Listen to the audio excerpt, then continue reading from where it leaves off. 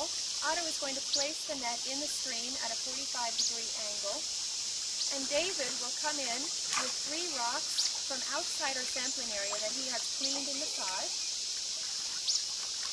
and use them to anchor the bottom of the net on the stream bottom.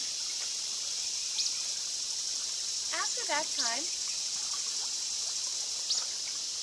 he will gently massage the area of rocks in front of the net up to about ½ meter. This will give us a sampling area of approximately 1/2 square meter.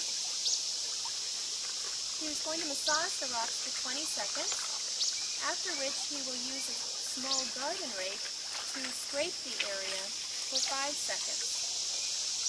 This will enable us to collect everything that is living in this area on the stream bottom, and it will be washed into the net.